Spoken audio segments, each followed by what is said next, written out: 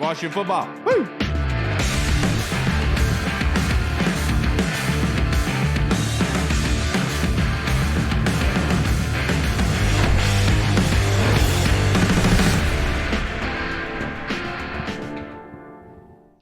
Hello, everybody, and welcome to the Burgundy Zone. I am your host, Kyle, and I'm joined by my two co-hosts, Michael Hall and Michael Reed. The Burgundy Zone is a part of the Frederick Podcast Network. You can find out more by going to www.listenfrederick.com. We are rejoined on this beautiful Thursday evening by none other from PFF, Mr. Steve Manella, the quarterback guru. Thank you for joining us on this Thursday evening, sir. Has your weekend started yet? Guys, no, it has not yet, but it'll get there. How about you guys? How's everything? Everything's going. I mean, Terrible. it's getting better. The news that comes out today is always great. It's being speculated that billionaire Richard Rales, the co-founder of Danaher Corp, is looking to get in with Josh Harris, and which obviously pole vaults Josh Harris and their ability to get this team because, the big juggernaut was obviously Bezos and Jay-Z. So it's always good to see more people stepping in because we need money back into this team. I think that's more than proven at this point. But Steve, I got to get your opinion because we had talked about on Twitter the Lamar Jackson situation, right? The Ravens put the exclusive franchise tag on him, and everybody is going ape crap thinking that maybe Washington could be in the position to be able to pull the trigger on a Lamar Jackson trade. What do you think? Yeah, it's been a big topic, obviously, for not just Washington fans, but all around the league so far. I've seen some Twitter debates, and I know Mike's been on. I've seen his tweets recently kind of questioning why Commander fans would not want Lamar Jackson. And in my opinion, I kind of agree with Mike. I don't understand why that they wouldn't. It would cost, of course. I'd probably imagine a couple first. And then, of course, the money that is involved with it. But to say that we don't need a Lamar Jackson is kind of crazy. I'm all on Sam Howell. I love Sam Howell. I think he can be a good quarterback. But Lamar's proven, man. And this team's – they've got the weapons to compete right now. And, you just never know with Sam. You really don't. It's not knocking him, but, he played one game. You're right. You can't do that. Can't put your eggs in one basket. I know Ron's not doing that either, and the team's not going to do that. I'm sure they're going to bring somebody else in, but I just don't. Obviously, they've come out and said it won't be Lamar. So who knows though? You never know what Ron. Right. Go ahead, Hope. Nah, for sure. I mean, look, I'm with you though. Like I said, I mean, obviously, I knew from the get-go that we weren't going to be trading for Lamar, but like Disco on Twitter said it best. Like it's just a mindset of like, you don't want to be aggressive and get one of the best quarterbacks in the league. Like, why would you not want to do that? That doesn't even make sense. Like you say, I get the money part of it. I mean, the 2 first rounds, first of all, that's a steal if you're only giving up 2 first rounds for Lamar I would agree Jackson. with you. What the hell? But yeah, obviously the money part of it is the big thing. But at the end of the day, teams like the Chiefs, teams like the Bills, teams with all these quarterbacks that are going to be getting big mega deals coming up, that's like saying that, oh, well, these teams are going to pay their quarterbacks, so they're never going back to the Super Bowl ever again because they got to get rid of good players. No, it's about drafting players. It's about evaluating, drafting, hitting on your draft picks, and signing the right free agents that you can sign. Like, obviously, you're not going to get the top-tier guys, but if you're getting mid-level to lower-level guys and you're getting the most out of them, maybe like a guy like a Cam Curl gets drafted in the 7th round, all of a sudden becomes a starter for your team and is due for another contract, you got to hit on draft picks like that. So it can be done. So everyone out there saying that, oh, there would be no offensive line. And, well, again, that's what the draft is for. And Right. They're not going out and signing top-tier Orlando Brown-type guys anyway in free agency for the line. So it would be mid-level signing guys anyway. So, again, We should just I ask just the like question the- to Hall. Man, Yeah, no, that's something to get off his Go on. I chest. just had to get it off my chest because Yeah, go people off, like, King. I mean, I'm still getting notifications from that tweet yesterday, and I made it like 6 o'clock in the morning taking a shit before work. So, Why but do you yeah, shit so early? pretty I early. gotta be at work at 6. Okay. Yeah, dude, So who actually, wants to it do was that? at 5. It's It was his probably job. like It's 5:30 already in the morning, actually. Yeah. But yeah, so on to my question. So with the news of the new like ownership group or whatever getting put together with why do you say the names, the guy's billionaire's name again? Richard Rales? Richard Rales, yeah. Would you rather Jeff Bezos, a guy that obviously has endless money, can put endless funds into this team? It's been speculated that he has the political power and money and influence to get back to the RFK site. Or would you want an ownership group with like the guy like Josh Harris and Rales, and they could possibly, they're 2 local guys from Maryland. went to Walt Whitman, I believe, and could actually maybe possibly get the RFK site as well. Which one would you choose? Yeah, that's a great question. Shoot, man. Obviously, we've seen Jeff Bezos and his accomplishments running Amazon. Everyone uses it, right? So, and he's worth $1 trillion.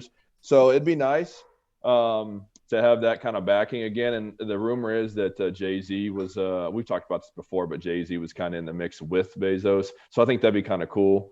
He's already had his run in with the NBA, and I'm not sure if he's still with the Nets or owns part of the Nets, but I know he did. So, obviously, and he's, let's be honest, like Jay-Z's like he's an icon, right? And so, I think it would draw a lot of attention, good attention as well.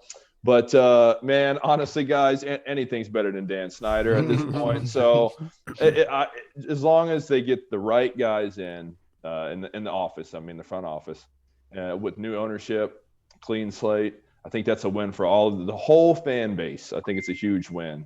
So I'm expecting a parade in DC once the damn thing's I hope not. I hope we don't droop that low. I know, right? They're already talking about 100%. They're going to have a parade. Dude. Yeah, let's do it. I'm down. Let's go. The 106 people are definitely throwing a parade. Like they've already. Steve, you're a quarterback guru. You're one of the best at. I wouldn't say all that, but thanks. Hey, I would. Anthony Richardson came out here. He blew up the combine. This dude is an athletic freak. When you watch his film, however, he does some things that nobody else can do. I don't think, but there's also a lot of holes in his game. What do you see when you watch Anthony Richardson? And do you think he's a possibly number 1 overall pick, like he's being mocked right now? Yeah, I actually just had a good chat with my guy, Coach Tom George, a couple of nights ago about Anthony Richardson. He's our guy here at QB Impact, and he's big in quarterbacks like myself. And he said kind of the same thing a lot of people are saying right now. I think he's going to jump up a lot. I think the comparisons to like a Josh Allen when it comes to like the draft that goes anyway, a guy that maybe could have been a second or third kind of jumps up after the combine. And he kind of has those tools, right? He's a big freak athletic wise, humongous arm, not the most accurate, but neither was Josh Allen in college. So obviously that can be fixed. It's been proven now that it can at least be tweaked. So I think he will jump up. Realistically, if he was there when Washington was drafting, I'd be hard to say don't take him, right? Right.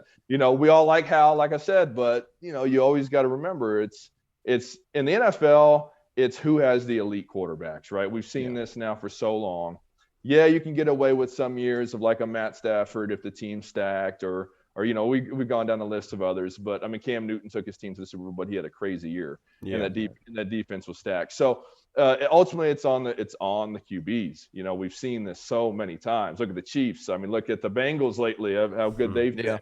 So wouldn't it be nice to say we have one of those guys? For God's sakes, it's been we're all alive for I don't know how many years, 30 plus years, haven't seen it. So come on. It sucks, right? I've already told you guys that we just cannot expect that to happen. It's just never going to happen. And that's honestly, that's the whole point about the whole Lamar thing. It's like people were so pressed, not everyone, but like people were so pressed to get Deshaun Watson just a season ago. Mm-hmm. So what would change with with Lamar Jackson? Right. Just like with Deshaun Watson, you would have had to give up stuff for Deshaun Watson. So it's like, what? You're not making sense. Yeah, well, I think around here the massage parlors they knew that they were going to make a lot of money. With Deshaun Watson in town. They're ready. And one interesting thing about Richardson is he actually PFF wise graded higher this past season than Will Levis, who's even ranked higher. So that's when I saw that, it was pretty crazy. Of course, Bryce Young was at the top, and right underneath him was Stroud, but then you had Anthony Richardson in this draft group, and then Will Levis. So. Pretty impressive for him. Obviously tools wise, man, he's got everything you need.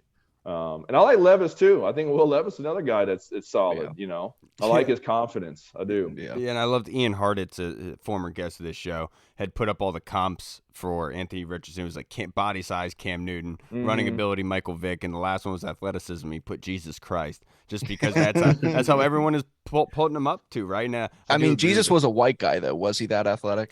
Do we know that for sure? He wasn't Hey, white. man, I'm not touching that one. It's you, Mike. Yeah, we got into the Notre Dame discussion last episode. We'll need to do that again. But Steve, my next question for you: you look knowing the quarterbacks as well as you do. I know that we don't know everyone that's going to be coming out next year's draft, but is there major differences between this year's draft class and next year's? Well, obviously, everyone talks about Caleb Williams, right? So will probably be the number one pick next year. I mean, especially after the year he just had, and I'm sure he's going to have another really good year. But I actually like this class. I do. I mean, it's got some depth. And honestly, I would not count out a guy like Stetson Bennett. I know that he's 40 and he's like 6 foot, 100 pounds. But, man, he is a winner. So, like, later on, obviously not first, second, or third, but I think you watch out for a guy like him late in the draft. And he could help some teams out like a Brock Purdy did this past season. Yeah. We've seen it in others. I mean, maybe kind of like he can maybe have like a career like a Garoppolo maybe. But I think it's a good class. Now, of course, like I said, next year you got Caleb Williams, Spencer Rattler, maybe if he continues to play well down in South Carolina. What about Drake May? Drake May's a stud, big time quarterback down in North Carolina. So I think it's going to be interesting to see. So every year we see this, right? The teams they're lining up. They got to get their guy. We got to trade up to get our guy. So it's going to be very interesting to see what Ron wants to do. And it's going to tell us all how much confidence he has in Sam Howell, honestly. Yeah, and with Stetson Bennett, I would not be surprised if the Ravens took a late-round flyer on him, obviously having his offensive coordinator be their offensive coordinator now. And with the future of Lamar, it would make a lot of sense for them to bring some stability in the backup position. Yeah, great point. Yeah, definitely. And a guy like Spencer Rattler talking about next year, he was a guy that was like highly touted when he was at Oklahoma. Obviously, he transfers, and he has a horrible year. And it's going to be interesting to see what he does coming up this season, if he can get back into that kind of top 5 discussion. But jumping back to the Anthony Richardson thing, I like to ask people this because obviously, I don't know if you watched a lot of games in Florida when he was there, but the tape says that he's like not really that accurate, inconsistent a lot, but then he goes to the combine and obviously he jumps out the gym and people are ready to put him in the top 5, maybe the number one overall pick. Are you a guy that likes to go off the tape and like what you've seen on the film and what you've seen obviously like game speed and game wise, or are you a guy that's like, oh, that guy's an athletic freak from the combine, we got to get that guy no matter what? Yeah, Josh Allen kind of changed my mind on this. It used to be I was like, man, tape shows that he's inaccurate. He can't make the throws when it matters. But, man, Josh, like I said, Josh, and I know he may be the exception. He may just have been a freak after making it to the NFL. But, I think – and Richardson has made some big-time throws on tape. Oh, yeah. So it's not like he's some bum here, guys, that's just big. Right. You know what I mean? He's made some incredible plays. Yeah, he has. He has like moving inside and out of the pocket. He's very good at that. First of all, he's hard as hell to bring down. I mean, clearly we know that. So, and he can make throws from the pocket. He throws on time too, which is something Josh Allen really didn't do at Wyoming. Not as much anyway. And now Josh is though, right? So I think now is he a guy you want to play next year? I mean, and if you're like Houston, maybe, but they're going to draft Bryce Young anyway, right? So, I mean, you'd have to be a team that's kind of with expectations of not being very good, but at least throwing him out there to get some quality starts in. But no, I agree. I think Richardson, I think he is a guy, and I can see why he's climbing up the draft boards. Yeah, he's just rare. Everything about him, like he's such a freak of nature athlete, and then like the plays that he does make, the big plays, just nobody else can make those plays. I haven't seen anybody else make it. The biggest difference between him and Malik Willis is just body size, width, right? Because that was the big thing of Malik is that he was a fantastic runner, okay in the passer, had a strong arm, but it was kind of worried about his height and his weight and basically being injury prone. With Anthony Richardson, he does bring that Cam Newton element where he's a rolling bowling ball. Yeah, and one thing about Richardson is Coach Billy Napier, who I respect a ton, is a great coach, says he came out and said some great things about him, too, about his leadership. He works his butt off. He wants to be great. So, Huge. I think he does. And I think another reason that's one, and he probably interviewed real well at the combine too. It's not just all about athleticism. You guys know that. So he's not jumping up just because of that. I think a lot of coaches in front office guys liked him. Yeah, and that's 90% of it. You have to impress the coaches and the GMs, people of that nature, and all the scouts. But looking forward, I mean, nobody really knows what Eric Bieniemy's offense is going to look like. But if you had to guess, what can Washington fans expect from Eric Bieniemy? Yeah, I mean, we don't have 15 back there making crazy plays, right? So it's hard, but I don't want to take away from Eric Bieniemy either. I mean, he's obviously done a great job, and Andy Reid has obviously been there with him and helped him a lot too. They run a lot of 11 personnel last year, which is with the tight end, of course, and a tailback, 3 receivers. So that actually kind of fits what Washington wants to do if Logan Thomas can stay healthy. But I think that we'll see. It's so hard to really predict because you don't know what Sam Howell can do. You know what I mean? And it's kind of hard to throw Eric Bieniemy in this, what high expectations like, Washington's about to have a top 10 offense because we don't know what Sam Howell's going to do. But I do think schematically, obviously he's going to bring a lot to the table. He's a smart mind, more so than Scott Turner. And there's I was actually a fan of Scott Turner. So it's not I know. Guys, I'm just imagining what people watching this are saying. Yeah, I back him because it's hard, man, and we didn't really have. I mean, Heineke's been the best quarterback we've had over the last couple of years, so and he's limited, right? So, but no, I think I'm excited. I'm pumped when we heard this was happening.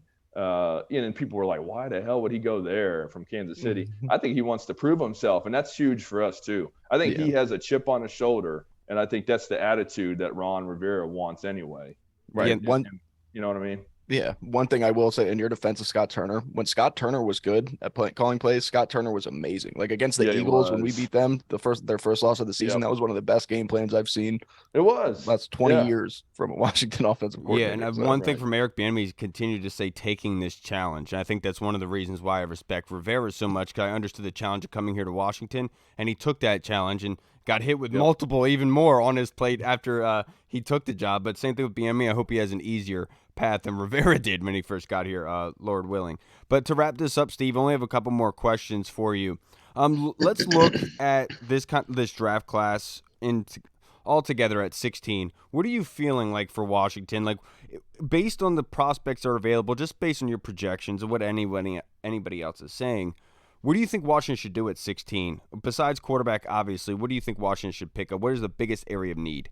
I'm going O-line. I mean, we have the D-lines there. It's any position in particular? I mean, right tackle, left tackle, either way, I think would be beneficial. The interior line's not bad, so I think if you can add it to, I miss Trent Williams so much, man, that it's just crazy. And I know there won't be another Trent Williams come through Washington for a long time. So, but I think tackle would be great. Because I really do hope that they build on Howell and they'll bring in a veteran that can actually play at a high level if they need him top end. I don't know, man. I don't think quarterback is. I don't know.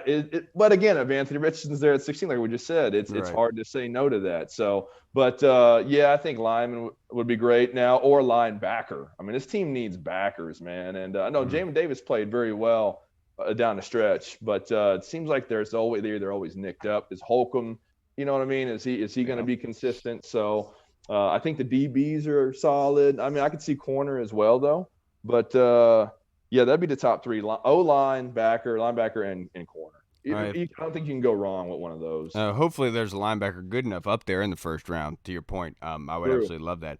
Now, the next question I have for you, now that Eric Bieniemy is here, and we haven't gone through free agency yet, we haven't really got down to the nitty-gritty of things. Probably a better question for the summer. But in your opinion, looking forward, with the acquisition of Eric Bieniemy, now excitement has been regenerated here in Washington. What's a successful season for Washington next year? Oh, man. Well, they've been 500 or floating at 500 the last couple of years with Heineke. And so I think, with Eric Bieniemy and then hopefully a proven quarterback comes in to compete, or Sam Howell, balls out like we've been talking about, I think 10 wins, 11 wins would be awesome. The defense is really good. They've done a great job. It started off crappy last year, as we all know, and then they really started playing well. And the weapons, man, who would complain about the weapons these guys have? Dude. I mean, come on, like there's no excuses anymore, right? Now you have the offensive mind, you have your weapons, it's time. And that's why I go back to Mike and his Lamar discussion, man. I don't see why you wouldn't at least take a shot. If you can, you know what I mean? And maybe they can't. Maybe they know they can't. Who knows? Imagine adding Lamar's speed to the 4.3s of these wide receivers. Oh, it's ridiculous. And Antonio Gibson, like, good God. It's ridiculous. And then man. you got the power back and Brian Robinson coming to punch you in the mouth across the line of scrimmage. And that obviously would do a lot for it. And there was a lot would have to happen. But look, we don't need to get into that discussion again because then Hall's going to go on a 10-minute rant. Yeah, for sure. We don't want that. I was about to get started. I wasn't going to stop. I know. That's what I was seeing the smoke.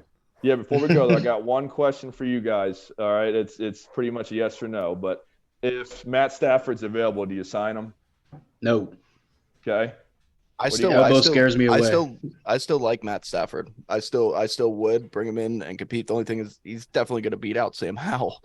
I would imagine he's not going to come here to sit on the bench. So that's the only reason I'll say no is just because if he's walking away from LA, I don't see him signing with another team. I think he's going to retire. It was floated around during the season. Remember, like that's what it was talked about by his wife. I'm pretty sure it was floated around. It wouldn't surprise me in the slightest. But Steve, I can't thank you enough for joining us, brother. As always, giving us your 2 cents about the quarterback position. Really do appreciate your time, brother. I hope you go and enjoy the weekend.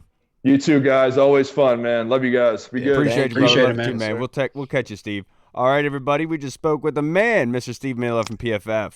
Always love his quarterback analysis too. Steve's so good when it comes to quarterbacks. And I think I don't want to say this. I mean, I'm very easily persuaded, I guess, but he might have sold me on Anthony Richardson right there. No, I'm still not there. I'm still not there at all. No, look, I absolutely love the kid, and I think that like he would obviously make the team better, like at his best, obviously. But there's a lot going into that. I just think that there's going to be some better options there. Dog, you know, with the times, it's 2023, man. I would be happy if we got Anthony Richardson. If we already had like a guy like a Matt Stafford that's like kind of an older vet that's already here, maybe here for like a year, maybe 2 years max, and then you can see what Anthony Richardson's like a year from now. But obviously, you draft a guy that high, they're not going to Jordan Love him. They're going to sit him for all these years. You're probably going to be playing at the latest by midseason. So. The one thing I will say is that whoever does draft Anthony Richardson, I hope they do hire Cam Newton as a quarterback coach. That's the exact person you want him talking to. But let's get into our prospect breakdowns, unless Hall has anything else he wants to say about the Lamar situation. No, actually, I think we actually have fan questions on later on, so you'll be able to actually talk what you want to say, Hall. I know you got a lot to say about it. No, I already got it off my chest. I'm good. All right, Reed, let's start us off with your prospect breakdown, brother. Who do you have? I have Brendan Dassey from Making a Murderer. Everybody free Brendan Dassey. I rewatched Making a Murderer, and this kid's so dumb he's spending life in prison for, something he apparently didn't do. So free Brendan Dassey. I'm using my time for that, dog. I'm just kidding. No, I have Antonio Johnson, the safety / corner, nickel corner from Texas A&M. Came in here, measured at the combine at 6'2", 198 pounds, and it's always so weird to me, like when a safety measures, we talked about it before, Kyle, when a safety like measures in at 6'3", you're like, damn, that's a big safety, we need him. But then when he comes in, measures at 6'2", you're kind of like, okay, cool, nothing special here. And it's just an inch difference, which is kind of weird. But anyway, Antonio Johnson at the combine, I mean, he ran a 4.52, had a 31-inch vertical jump, 8 reps of 225, which, hey, keep in mind, 225 is more than this guy weighs, so NBD. But Antonio Johnson he's very good in the run game. He's good at coming up to the line. He's good at playing in the nickel. And I think he can really help out this team. I mean, we talk about looking for a third safety now that Bobby McCain's gone. If he's there in round 2 and they really think it's that big of a deal that they need somebody, then I say go for it. But I'm still a little reluctant from him. I thought his tape was going to be a little bit better, but you can definitely see the potential and it's there. I mean, he doesn't necessarily have the ball skills and nobody's got ball skills like me and Fido over here. You know what I'm saying? So Yeah. I mean, hey, me and Fido play catch. And I'm So. sure you do, Reed. Now this prospect breakdown was submitted by Andy Lockhart in the Discord chat server in the UK. Thank you, Andy. Oi, he asked for Andre Iosivas, the wide receiver from Princeton, who's 6'3". Say his last name again. Iosivas. One more time. Iosivas. Thank you. 200 pounds. He is a senior, obviously, from Princeton. In 2022, 66 receptions, 943 yards, and 7 touchdowns. His 40 ran a 4.43, which is very, very good. He's very fast wide receiver. His vert was a 39, which ranked in the 88th percentile, and then broad jump was very big. But his big issue is that he has 8 3/4-inch hands, so which ranks 21st in percentile against other wide receivers in the league. But he's a very solid prospect given with his size. He'll throw the ball when you give it to him. He's going to catch the football, but he's not somebody that's going to blow the lid off of you, if that makes sense. Because when you watch the film on him, when you look at his 40, you're expecting that blazing speed, but you don't really see it, right? It's more like that straight line stuff where you have to do in route running. He's not all that great, but he was voted the Senior Bowl Offensive Player of the Week, which is great to hear. And then NFL Draft Buzz has him ranked 16th of the wide receivers and 108th overall, so around a third-round pick. And he's going to be somebody that's going to be able to come in and contribute. A big-body dude that's going to catch the football, wide catch radius. He's really, really good, man. I do like that kid a lot. The next one to come is Cedric Tillman, the wide receiver from Tennessee, who's also 6'3", and he's 215 pounds, a senior. In 2022, wasn't that productive. I think he was injured for many games. He was hurt, yeah. 37 receptions, 417 yards, and 3 touchdowns. The name that I have written down for him is Juju Smith-Schuster.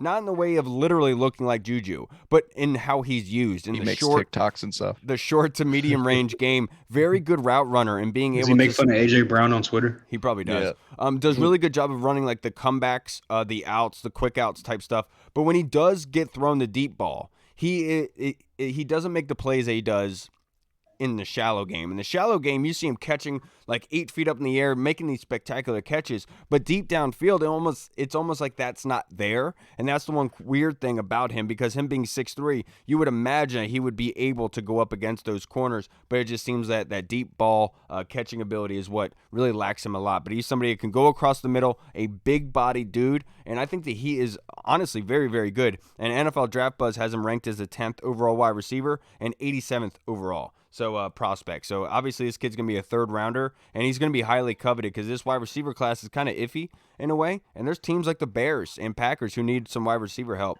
and that's somebody that could easily help them. Yes, sir. I did. Paris Johnson Jr. out of Ohio State. He is 6'6", 313 pounds, just a massive human being. 36 and 1/8 arm wingspan. Excuse me. And I had his hand size written down, but I scribbled it, so I can't even really read it. Are they 8 3/4? Yeah, that's kind of what it looks like. No. First team AP. First team AP All-American. Some of his strengths are he's long, he's athletic. He played guard in 2021, played tackle in 2022, so he's definitely a Ron Rivera guy with that position flex. He shuffles his feet with rhythm when he's on the edge, which obviously if you're going against a speed rusher, you want to have that nice fluid flow with your feet. He's athletic enough that if he does kind of get beat on his first move, he can kind of readjust and kind of catch himself. And like I said, he's athletic enough to kind of adjust to a first and a second move. And some of his weaknesses are he lacks the ideal leverage in the run game. He tends to lean a lot in some of his blocks, so he's susceptible to spin moves and double moves, which obviously, yeah, exactly, loses leverage. He tends to bend his waist instead of his knees, which obviously throws his balance off, and he can get hit with a speed rush sometimes. And on first contact, there's not a lot of pop. Like obviously, you see. Thank you. I was waiting for it. You see guys like Trent Williams and some of the maulers, DeJuan Jones, Darnell Wright. Thank you. Exactly. That when they get their hands on you, it's pretty much a wrap. It's you're getting pancaked. You're getting moved out the way. With Paris Johnson Jr., I'm not gonna say he's like obviously he's not soft, but like you said, there's not really that mean streak kind of mauler in him. And like the first contact is really kind of just like meh, and you want to have that first initial burst as a lineman. So I think that I know he's being mocked to us at 16, a couple people. I think that if Washington was to trade back like they did last year, a couple spots, they could probably still get him in that 16. Well, they pick a 16. They can get him at that 16 to 18, 19, 20 range, and while acquiring another second or third round pick. So if they want to go tackle, I think Paris Johnson Jr. will be there if need be. Yeah, I don't think that he's going to be playing left tackle in the NFL. I'm going to be he'll be a right tackle. Yeah, he'll be a I right think tackle. he'll be You right can tackle. bump Cosme inside the guard, put him at right tackle. I like right. I like Paris Johnson. I do. You're 100% right. It's almost like he catches guys as opposed to jamming into them, and so that's always tough. But it's his first year playing tackle. I still think that he has opportunity to be good. But you're right. You see these mocks putting him up in like the top 10 now, and it's kind of like no. DeJuan Jones, like how DeJuan Jones and Darnell Wright they should be flying up the boards more so after you see the way that some of these tackles plays. Because Skoronski measuring in like he did, that's tough, man. He's going to be a guard. I think Paris Johnson's future is more than likely going to end up being a guard unless he gets with a really good O-line coach. Yeah, so. From what I've seen, obviously I'm a nobody. From what I've seen, and don't you ever forget that. Yeah, ever. A lot of the tackles in this draft are actually guards, but a lot of the draft experts are projecting them as tackles to certain teams who need tackle help. But in my opinion, I think Paris Johnson's hand usage is not up to par. It is very weak, and it's going to get ripped apart here at the next level. I think DeJuan Jones, his wingspan, his tenacity, his ferociousness, and his size altogether is what's going to give him a leg up immediately. And I think that's somebody who could have some success against Micah Parsons, whereas if Paris Johnson can't get his hand on Micah, it's a wrap. And that's why I'm like, anybody that mocks him to us, I laugh at. But now this next guest, our guy, Mr. Andy Burrows from the UK, our friend, our brother. How are you doing, brother? Best in the world. Evening. How are we, boys? You all right? Good now, man. Now that you're here, we're better. Now that I don't have to listen to Kyle, we're good. Yeah. No, nobody wants to do that, man. That's annoying. I'm sorry I had to do 2 prospects. I'm sure I just rubbed everyone the wrong way. It did, dude. It did. But Andy, we got to get this first question from our fan questions to you, brother. I know it's late night for you. You got early days, so we'll try to get you out of here as soon as we can so you can get your beauty sleep. Which of our free? I'll be asleep forever. This is from you're this is from our big supporter, the Colonel. Which of our free agents are we most likely to lose before we can make an offer? I.e., DeAndre Carter to the Chargers, J.D. McKissick to Buffalo before he changed his mind last year. Ooh. What was the options? Carter or? It was like just examples from last year where DeAndre Carter, like he. Who are we losing this year? So who are we going to lose at free agency this year? Do you think? Jesus, that's tough. I got to look at a list of free agents. Yeah. Well, who are our free agents this year? Tyler Larson, I'm pretty sure. We have Cole Schweitzer. Holcomb. Cole Holcomb won't be going anywhere. Schweitzer maybe. Depends. You know what I mean? The problem is you've got to try and keep some of these guys in Washington. The thing is, who do you want to keep and who do you want? It's such a hard. Everyone's been talking today. Oh, we need to get this person in. We need to get that person in. Well, people have got to go. Then that's the downside to it. So maybe Schweitzer. I don't know. Really, we're gonna have to. We need to clear out. As much as I'd love some of these guys to stay, we're never going to get any better if we just keep treading the board with some of these dudes that we say are good, and are they that good really? Come on. So Holcomb's not going anywhere in my opinion. I thought that dude he's a football player, and if he walks out the door, I'm going to be peed off basically. Yeah, we can't. I've said this many times, even on our show. We need to stop letting elite people leave this building, and he is one of them. So someone like Schweitzer and stuff like that. I think could be on the board. Yeah, I think Cole Holcomb has been very serviceable for this team and would be an asset for them to bring back. But if I'm going to say anybody, linebacker's already a weakness, right? I would say Schweitzer, even though that's kind of hard to say in itself because, like you said, Andy, the injuries to the O-line, we need some more help on the O-line. Is it really smart to give away one of your proven pieces? But if anybody, I would imagine it's going to be Wes Schweitzer. I hope that doesn't happen to Cole Holcomb, but based on how it was last season, like with J.D. McKissick, DeAndre Carter, it's going to be somebody of bigger name that people are going to be angry about. So it wouldn't surprise me if it was Cole Holcomb. I got a good one. Just based on those parameters. I got a pretty good one. So the Green Bay Packers, they get rid of Aaron Rodgers early on. They need a backup quarterback. Taylor Heineke's made it known that he's been a Green Bay fan his entire life because of his dad. So maybe they slide in there and they're like, hey, you want to come back up Jordan Love? And if Jordan Love fails, and you can come in and you can start some games. And then Taylor Heineke's like, do I sign that? And then he goes there. So I'm just saying, I'm not a conspiracy guy, but you know me, dog. I'm always He's going to end up somewhere. Yeah. Somewhere. Ain't gonna be with us. Ain't going to be on the DC Defenders either, you know? They don't need him. They're rolling, I think. Yeah. I'd say, like you said, Schweitzer. I'd probably say Trey Turner as well. I don't see him coming back. He's getting up there in age, injured a lot. Obviously, age and injuries don't mix. So Schweitzer, Trey Turner. Yeah, those are probably the main two on the top of my head. I think, like you said, I think Holcomb will be back. I think since the linemen we need depth at line, I think Tyler Larson will hopefully be back. We'll see what it looks like after the injury, but hopefully our guy Tyler comes back. So, yeah. Yeah, that's a good one. Now, Hall, keep it with you. This next question from the Colonel. Is Daron Payne going to sign his franchise tag, and what happens if he doesn't? The NFLPA, like the rules are set up now where there's not going to be a lot of guys that are going to be holding out because you're just going to lose so much money missing out on OTAs and training camp and whatnot. So I'm pretty sure he'll sign it. I think that if with the ownership situation in flux, there's probably not going to be a long-term deal worked out until maybe possibly next year. So, yeah, I think he signs it, like I said, just because the way it's set up now, you can't really hold out because of the money you lose and fines and whatnot. Yeah, and especially given the fact that how much it is, Daron Payne kind of talked about, tweeted out that, I need all the money I could get. I'm ready for it. So he's going to sign it. Just like Kirk, like the crazy thing was when Kirk got franchise tagged, he ran to Ashburn to sign that. He was like, yeah, give me that $20 million. What's good? And I would imagine it's the same thing for Daron Payne. It's just he hasn't gotten there yet. But if he doesn't sign the franchise tag, pretty sure he would have to sit out, essentially. It would be a stalemate, wouldn't it? Yep. Yeah, he has to. No, yeah, he has to sign that. Jesus, he's been said for ages as well. I want paid. Well, we're about to pay you some handsome money and you can still walk out in a season's time. So just take your money, play for a season, and then chance your arm next year. Yeah. I would imagine that he would. If he doesn't, shame. Shame on him. Shame. Andy, this next question is from your boy Scott and co-host Scott Hartley, our man from the UK. Oi! Who is the one realistic free agent you would like to see sign for the Commanders? Oh, we've just been having we've got our little UK group chat, and I said, I don't care how we do it, man. Orlando Brown Jr.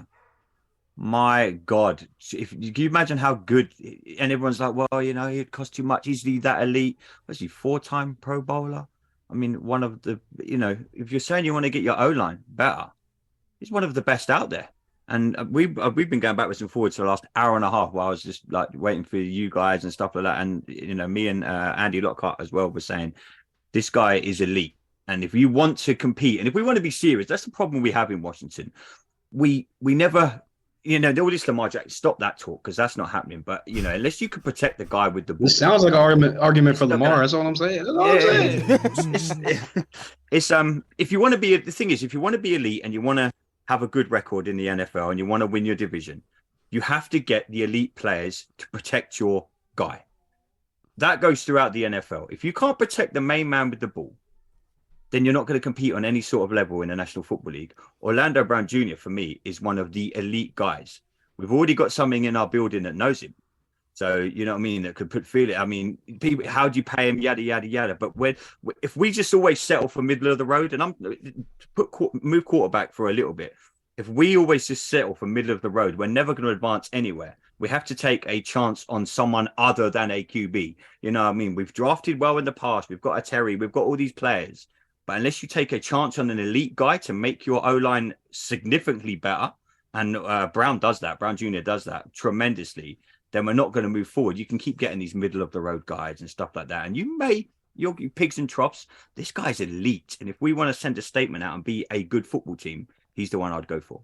I love that, dude. That was great. And to your point, Andrew Whitworth, right, was left tackle for the Rams last season. You saw what happened, or 2 seasons ago. You saw what happened to them last season when they lost Andrew Whitworth. They gave up one of the more pressures than anybody else, and Stafford got hurt from it. One realistic free agent I would like to see signed for the Commanders is, I've said it many, many times, Scott, you're going to hear me say it again, is Isaac Semelo, the guard from Philadelphia. The one thing we need on the offensive line is stability. He's 29 years old. His per over the cap, his projected market value is about $5.5 million per, and I feel like that's mortgageable.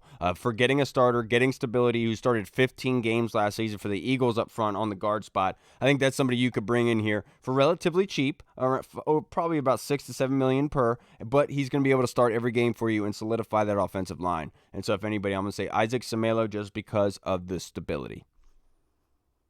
I'm going to say I would love Tremaine Edmonds, but again, I think they bring back Holcomb, so I think they're going to be set for the linebackers as far as like the top tier guys.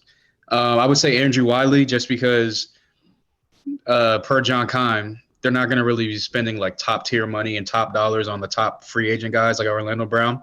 So if you go to a guy like Andrew Wiley, who's from the Kansas City Chiefs, obviously knows Eric Bieniemy's system, you get your right tackle sewed up. It says on Spot Track that he'd be coming in at $4.6 million, 3 years, $14 million, 4.6 on the cap, which is doable for a team that doesn't want to go out and spend a bunch of money due to the ownership situation. You get your right tackle sewed up. You bump Cosme inside to the right guard. You figure out the center and left guard situation, and you got Charles Leno. Hopefully he has a bounce back year with a guy that's serviceable outside of Andrew Norwell. That's not going to – I'm not going to say everything was Andrew Norwell's fault because Charles Leno obviously got beat one-on-one a lot. But if you got a guy next to you that's also getting beat in the turnstile, it's kind of hard as a left tackle to back up your guy on the back up the guy next to you as well as block your guy on the outside as well. So I like Andrew Wiley. I think that, like I say, he knows Eric Bieniemy's system, and he stabilizes that right side of the line. Now you just got to work on the left side. Yeah, and the funny thing is I hate this argument that everyone makes, but I just want to make sure I put this out there. Trey Turner and Andrew Norwell were the least amount of blown blocks given up for the Commanders' offensive line this season. Right. So I think we need to stop laying on that crutch because it's been used way too much, and it's not true. Yeah, but is it a missed block? You can like have obviously you not miss a block, but you can still have a horrible and bad rep. Like, you know what I'm saying? Like, yeah, that's true. So. Yeah, 100%. Yeah. Yeah, I was going to go with Andrew Wiley too, so I'll just keep this one short just because I think it makes sense with him being in Kansas City and then the positional versatility. I mean, he's been a guard his entire career. This last season, he had to play right tackle, and he played very well. So I think you could use him. But obviously, I mean, I want somebody like Orlando Brown. I mean, that's, good job. Good. That's who I want. Could you imagine if we, real fast, if we want to get some more size on the O-line, Kyle, we go out there, we sign Orlando Brown at left tackle, then put in DeJuan Jones at right tackle. All of a sudden, we got 2'6", 350 plus offensive tackles just mauling dudes. Yeah, the one issue I have with that is Sam Howell. Yeah, no, I don't really care. They wouldn't be able to see over them. You know what I mean? Yeah, but Reed, let's keep it with you. This next question from Scott Hartley is: with the Giants paying up to $195 million, $160 million plus Giants. $35 million in incentives, and the quarterback market going crazy, who ends up with Lamar? Ooh, that's a good one. So it's tough to really say. I mean, you would think all these reports that are like these teams are out on Lamar. It's just so weird to me because it's like, I don't know, like, hey, guys, the next report's going to be like Lamar Jackson asked out these 5 girls in high school and they all said no. And you're just like, what the fuck are you guys talking about? It's just dumb. Like, why were you reporting on teams that are, I don't know, but I'm going to say the Falcons. I just think it makes a lot of sense. Will it happen? Probably not. It'll probably end up staying in Baltimore. That's just how I feel, but I would like to see him on the Falcons, man. I don't know. What do you think, Andy? Yeah, I think he'll stay in Baltimore. I mean, it's going to come down who can structure a deal for him and get him, really. Yeah, I genuinely think he'll stay in Baltimore. I mean, my inbox blew up when I said, like, just forget about him coming to Washington. It's like, oh, why not Washington? Be realistic for once. He's never, ever, ever going to come here, ever. In my opinion, that's just my crazy. I mean, what do I know? If they offer him enough money, he would come. No, but no, we're not. This is they're not going to do it. Obviously, like this year is out of the question. Obviously, yeah, this is with everything we've got going on. Yeah, the Falcons, I could see it, but I personally think Baltimore is saying to him, okay, you test what's out there, and then we're going to offer you this, and he'll be another Kirk Cousins. He's going to sign that deal as quick as anything. Yeah, and to Hall's point, I think Andy is correct, given what the circumstances permitting. But to Hall's point, let's say that a new ownership has been agreed upon, and we've heard people say in the past that new ownership like to make splash moves. Oh, I think within time, yeah. Yeah, if we do that. That Carl, could that change changes things with everything. Lamar. That But changes everything. yeah, absolutely. But Andy, I do agree with you. I do think that Lamar stays in Baltimore. What I find to be funny is everyone thinking this is a collusion with the NFL and the owners, right? Well, I'm looking at it as how come the Ravens, like we lose Kirk Cousins to the franchise tag and he's gone the next year, but it's almost like the Ravens are calling dibs on Lamar. Basically saying nobody else give him the contract offer because we are going to be the ones to receive it. We are going to be extending him regardless, so don't even offer it. That's how I'm kind of looking at this situation. But I think all in all, he's going to stay in Baltimore. I think they know how valuable he is to that city, that organization. And I think Lamar is a consummate professional. He would help this football team immensely. But I understand the ramifications and the positives from going after Lamar. And it's one of those situations where you're happy if it happens, but you're not going to kick over anything if it doesn't, Yeah. Yeah. You're giving up a lot as well. I mean, if he could come, say for argument's sake, he did come here, you're going to have to sacrifice probably to get better, a whole entire team, better players around him. You're going to have to sacrifice the season. He will make things happen with our offensive weapons that he's got. Don't get me wrong. He will ball out with what we've got on our offensive side of the ball. We've got probably some of the best weapons in the league. We just haven't had anyone to throw them the ball. I would have liked it a lot better if that the exclusive tag wasn't applied because it's two first rounders. Whereas if I'm making a play for Lamar, I'm going to try to move players to be able to keep those draft picks to stop that from happening. But because of that exclusive tag, that's where I'm kind of like, I don't know, man. Like Hall said, though, I mean, 2 first-round picks it for a quarterback like very Lamar, cheap, very cheap. Because look at what that's Denver highway did for robbery Russell. for a guy like that. But you're usually giving up 4 or 3 or 4. Yeah, you know exactly. what You're giving up at least 3 at the total, minimum, or like 2 firsts and 2 seconds. That's what I'm saying. I think one team will offer him, like one NFC team, probably maybe Falcons, maybe a team like the Panthers. I think they might offer him a contract. It might not be what he wants. And like you said, the word out there is that the Ravens, no matter what team offers him whatever contract, they're probably going to match it anyway. So I think that he goes back to Baltimore. I think that he plays this one season in Baltimore in the $32 million franchise tag. And going into 2024, I think he says, I'm not going back to Baltimore. You don't want to give me the contract I wanted last year. I'm done with you guys. And he hits free agency on the open market to go wherever. But yeah, 2024 maybe, like you said, new ownership. They want to make a splash. Well, I'm talking about this offseason. I know. Like, let's say I know. This offseason, meeting. I think he goes back. I think he goes back to the Ravens, plays a year, plays his franchise tag out this year, and I think next year is when he's going to actually try to hit the open market, get whatever deal he wants. And again, I'm not going to say that he's going to come here next year because obviously if Sam Howell plays well, gets us into the playoffs, and God forbid even wins a playoff game, obviously a quarterback is out the question in 2024. Right. But just playing devil's advocate, new ownership comes in 2024 during that season, start that season. They want to make a big splash, put their fingerprint on the organization.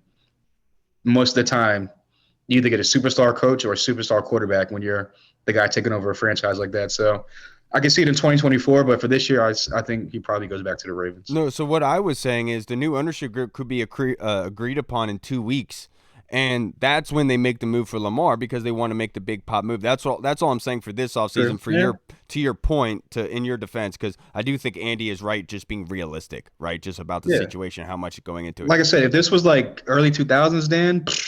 My man would have came off the top ropes like Macho Man Randy Savage, like, Lamar's our quarterback for the next 6 years. Absolutely, he would have. Tim, I've heard somebody say the Dan and Tim's would have made that move. But Andy, this next question is from Tim Towner in the Discord chat server. Which player has the best name in the draft? Oh, best name in the draft. I haven't even. I'm not gonna lie. I haven't really looked at the draft. I'm not even gonna. There's a linebacker from Arkansas named Bumper Pool. Sick name. Bumper Pool is a great pull. Bumper Pool is a good name. Next year, watch out for Kool-Aid McKinstry too. He's going to be a first rounder. The corner from Alabama. Smoke out of Colorado. Yeah. Kool-Aid? No way, that's a real name. Yeah. I swear. Kool-Aid McKinstry's first name isn't actually Kool-Aid. That would be sick though. That would be pretty tight. But that's his nickname. Like, where do I get these nicknames, man? Like, what? This is awesome. White people don't have cool names anymore. No, I I'm know just gonna it's be true. honest. We don't. We don't get this anymore. Yeah. Nicknames are not being called to my Did you people. ever have them? Yeah. We get named things like Apple and shit. You know, like we're just dumb. We're like, Right. what? I think That's an object. Tank Dell is up there.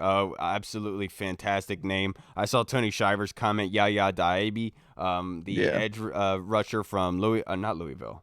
Why am I mistaking that? I forget where oh man, I can't remember. But regardless, that's a really good one. Thank you, Tim. This next question from Tim Towner, Andy. It looks like Daniel Jones is going to have a cap hit of only $19 million in 2023, leaving them plenty of room this year. Assuming we will try to do the same with Payne, we could move our cap up around $25 million and allow at least one big signing at offensive line or linebacker, but it would require Snyder to lay out some cash now. What are your thoughts on that?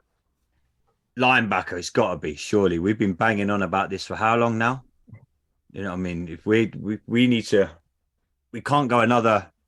Problem in Washington, we talk about this and we never act on these things. Oh, we need a linebacker. Well, we never, and then we're all sitting here in November, December going, man, our linebacker position sucks. We did okay. It's typical Washington. It's what we do there. So I would say linebacker, but we talk, I've been saying this to so many people this week. We talk such a good game in Washington. And to your point earlier, Carl, till this new ownership thing happens, and till it actually happens and I see it happen, I think we could still just be talking a good game right now because, I don't know, we chatted about this in our group chat today and it's been kind of like, oh yeah, we talk every season. I think we do this. Oh, this player to Washington and that player to Washington. And this time next year, we'll be sitting here and you'll be, so Andy, the same kind of questions will be coming out about the QB and about linebacker, about wide receiver, about O-line. So, you know what I mean? Linebackers, we were talking about this time last season, weren't we? You know what I mean? Yeah. It's an issue that needs addressing. Hopefully now with the new additions and especially all the new coaching staff that we've got in, hopefully everyone just listens and we address all these issues that we've got that most NFL teams would go, right, this, and this are the fundamental. We call it over here when we coach soccer, the spine of our team has to be good. Washington sort out the spine of their team and just stop burying their head in the sand. We will address all these issues and we might actually get a good football team out of it because like I said a minute ago, offensively, we're one of the best, I think. You know, we just have to address the issues in Washington and we never really do. And speaking Andy, you of want to put in a bid to own the team? Man, could you imagine me owning the team? That would be tight. There would be beer dispensers we'd be the at every London seat. Commanders. Love it. Yeah, Jägermeister shot glass for everybody. Oh my God! Well, I've already bought season tickets. I'm over. This next question is from Big Tony Shivers in the Discord chat. Thank you, Big Tone. This to you, Andy. Do you think the team plans to move Cosmi to guard? And if it were up to you, would you kick him inside? I think they might actually. It's worth a go. I mean, you can't do any worse. Because I like Cosmi. I think he's a good player.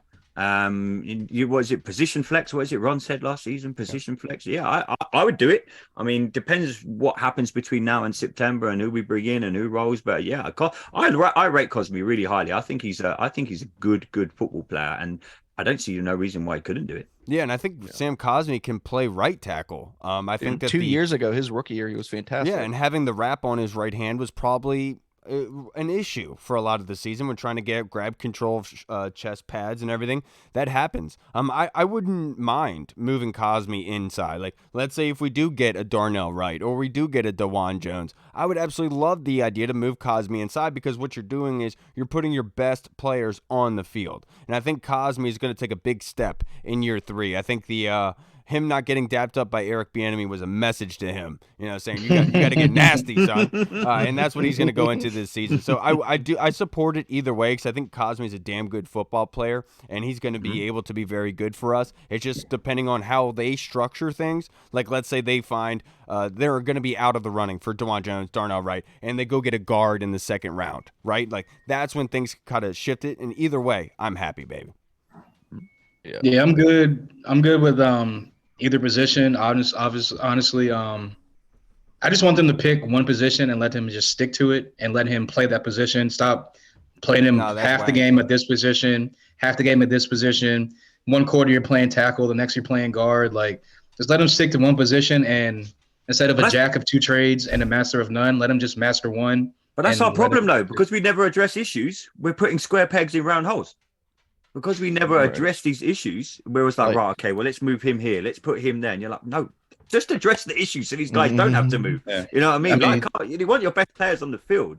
Exactly. You know what I mean? You want your best 5 linemen. He's definitely one of the best 5. You just got to find the 100%. spot for him and let him stick there and let him play it out. Don't just keep, let's put him here. Like you said, let's put him here. Let's put him here. Like, yeah. Obviously, due to injury, you got to like move people around, shuffle around. But exactly, and that's because of the bargaining agreement that you can only have so many people on your roster, and so if you only have 4 backup players, you have to make sure those 4 backup guys can do multiple positions just in case of those emergency situations. Position flex is monumental in this game. It really is, and I'm glad that somebody like Rivera is on the same wavelength. Am I with this? Especially with Cosme, because he's played tackle his entire life. He was a highly touted recruit. He played it all those years at Texas. So for him to just get reps at guard, I think this past season was good for him during a down year. So if that just offers that versatility. So I'm happy either way, like you said. You know what I'm saying? Now this next question is from Tony Franchise in the Discord chat server. Thank you, Tone.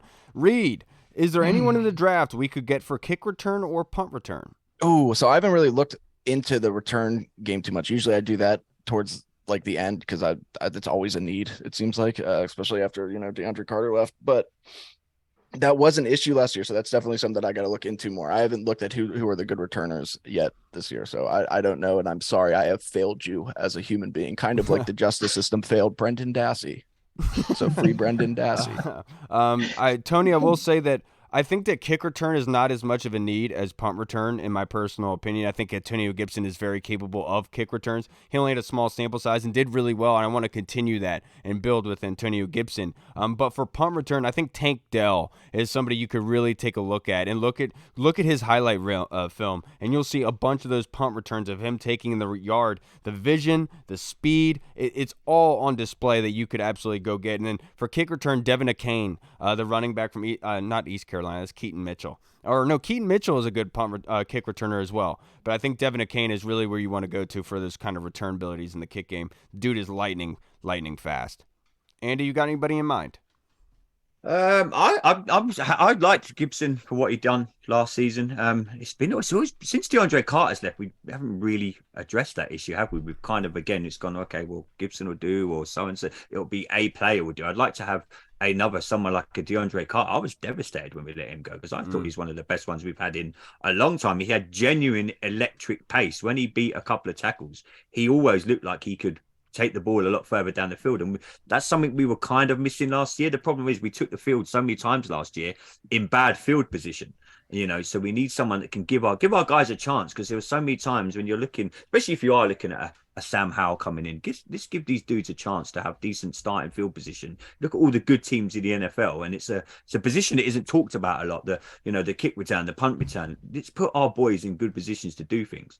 Yeah, and it's obviously Dax Milne did not do poorly this season at punt return, but I think Hall has talked about it ad nauseum, saying how if you have an offense that is lackluster in scoring points, you have to be able to have that special teams ability to make the field shorter for you, to make their job easier. And I understand that aspect, but I understand also the safety of having the safety blanket of Dax Milne, who's not going to fumble that ball. And that is a big concern. But obviously you want playmakers on the field, and you need to be able to change the tide of the field position, because like you said, Andy, there was many times last season where we were put back right on the goal line, and they had great field position. It happened a heck of a whole lot. Anybody to add, Hall? Yeah, I don't know, really draft wise. Like you said, I think Antonio Gibson is pretty much locked down the kick returner spot. I think that, like you said, with more reps, more time to practice it, more time to get really into a rhythm of it, I think he'll be pretty decent at it going into 2023. He was really good in college. Exactly. So, but yeah, punt return. Like you said, Dax Milne wasn't really like bad. Like, he's safe. He catches the ball. He gets to the sideline as fast as he can. But like you said, if we just had like an average offense, I wouldn't really even trip that much over Dax Milne, because we're still going to move the ball regardless and be able to put up points. But playing with such a lackluster offense for the past couple of years, it's like I just want to see an explosion from somewhere. And if it's not going to come from the offense, well, it's got to come from special teams or defense. So as long as it doesn't come from Reed, I'm good.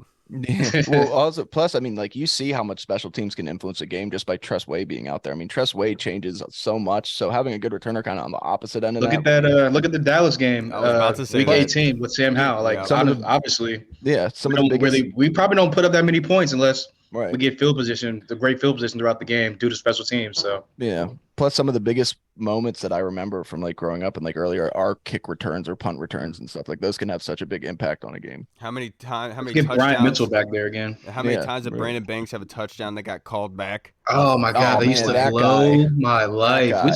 Let's bring Brandon Banks back, man. Jeez. Yeah, I don't care. I'm pretty sure Brandon Banks is chilling somewhere. Yeah, he like failed out the XFL. He's Yeah. done. All right, Living his everybody, dream that's now. going to wrap us up for this episode. Unfortunately, we didn't have a Fido sighting, which is probably good for everybody involved. Nah, I don't know Last where Busy he's with at. the peanut butter. The Yeah. last episode was just He's too funny. sleeping We in had his to dial cage. it back a little He's bit, you know. sleeping. He's in his cage right now. Yeah, I'm sure Like he kind is. of like Brendan Dassey. This is actually us standing up and saying that, justice for Brendan. Yeah, Tom Cruise somewhere is saying like somebody's stealing my bit. All right, Andy, I can't thank you enough as always, brother. What's Tom Cruise's bit? You were one of our biggest I supporters. had questions. I was just like, the show's over. You don't remember from the Family Guy episode where he locks those dudes in underwear in his backyard in the cage? Yeah. No, but now I want to see it. I'm Yeah, all the Family about Guy dudes in made fun of underwear and it about cages. Katie Holmes letting him I'm all escape. about underwear cages. They said Katie Holmes Love went out those. and unlocked it for him so they could all run away. It was very Yeah, funny. no, he Very didn't good. hold her captive to Scientology. No, Definitely didn't. definitely He's a not. nice guy. That's not a cult. Andy, Yeah. I can't thank you enough, brother. Obviously, you're one of our oldest and biggest supporters of this show. We love you. You're on the bunker with Freddie and Scouse Andy as well. Just tell us about when your next episode's going to be, where people can find you on Twitter, and then also for podcast platforms. Twitter, you can find us at Commander Bunker. We are dropping our next episode on Sunday. We're having our players only month, so you have to have played for this organization to come on the podcast this month. So, Sorry, Reed. Yeah, we've got some. We've got some. We've got some good guest lines up. So we've got some former players and hopefully some current players coming on. We've got a really good show coming up on Sunday. So yeah, me, Andy, and Freddie might even turn up for a whole show one day. I mean, who knows? But absolutely. at Commander Bunker on Twitter. Come check us out. Andy, of course, brother. When we got to celebrate when you came overseas last season, I can't wait for you to do it again for opening game because you and Scott got season tickets. Really We excited. did. Really excited to see you again, brother. Hopefully this time Yes, it's sir. under. How many games are you guys coming to this year? 60. Definitely, yeah. Imagine, yeah. Where's my wife? She's asleep. Yeah. Hopefully, I said to Scott, I mean, we're definitely doing a home opener, and then the plan is the season tickets can be donated to like charities and like anyone that can't usually afford to go to a game. Just reach out to us, and the ticket's there for free. We're not going to ask for any money for it. You can have the ticket. Just Don't for give it to people Reed. He doesn't Hell deserve yeah. it. Oh, I'm super poor though, so I qualify. You have to have met us in person to have those You're tickets. white, Yeah. so that takes what away the the hell? I'm allergic to money. All right, everybody. That's going to wrap us up for this episode. Can't thank you guys enough. You made it this far. You're a champion as always. Really appreciate you, Andy, as always, brother. And looking forward to the next time we'll be able to chat and be able to see you. We'll see you guys again on Monday. Enjoy the weekend. Hopefully some good news comes down the pipeline. Would love to be able to hear that. All right, everybody. I'm Kyle. I'm Hall. Brendan Dassey didn't do it. I knew All he right, was going to say everybody. that. We'll see you on Monday. Washington football. Woo! Hey, what's up, everybody? It's Kyle. I just wanted to say thank you so much for watching. And if you liked what you saw, make sure you hit the subscribe button and the notification bell. That way you get notified when anything new is uploaded to the channel. Also, we just launched the BurgundyZone.com. You can go there and find all of our latest news, articles, and the latest episodes that are uploaded. Again, we also have the Discord chat server, where all of our VIP folks are in, like Andy Burrows, Scott Hartley, Sergio Martin is in there as well. Don't miss out on the Discord chat server. Go and check that out. Until next time, everybody, Washington football. Woo!